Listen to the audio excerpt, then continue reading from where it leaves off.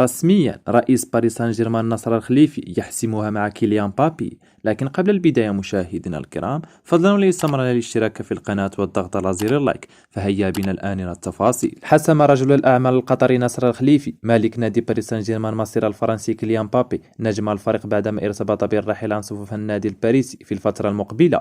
وتحدث نصر الخليفي عن مصير المهاجم الفرنسي كيليان مبابي ومستقبله مع النادي الباريسي في الفترة المقبلة. وارتبط كيليان مبابي بالرحيل عن صفوف سان جيرمان في الفترة المقبلة والانتقال إلى صفوف نادي ريال مدريد الإسباني في ظل رغبة النادي الملكي في حسم التعاقد معه. وأكد الخليفي أن هناك احتمال لا ثالث لهما بخصوص مستقبل كيليان مبابي مع باريس سان جيرمان، مؤكدا أن الحسم سيكون خلال الصيف الحالي سواء تقرر رحيله أو بقائه. وأوضح الخليفي أنه من المستحيل رحيل كيليان مبابي عن النادي الباريسي بالمجان، وهو صاحب أعلى قيمة تسويقية حاليا وتبلغ قيمته 180 مليون يورو. وأضاف الخليفي إذا أراد البقاء فهو مطالب بالاستمرار مع الفريق لسنوات أخرى، وليس فقط حتى انقضاء عقده الحالي في يونيو 2024 ليصبح متاحا بالمجان، لذلك فهو مجبر في هذه الحالة على تمديد عقده مع الفريق لعامين. ومن المنتظر حسم نادي باريس سان جيرمان موقفه النهائي بخصوص رحيل مبابي أو بقائه في الفترة المقبلة.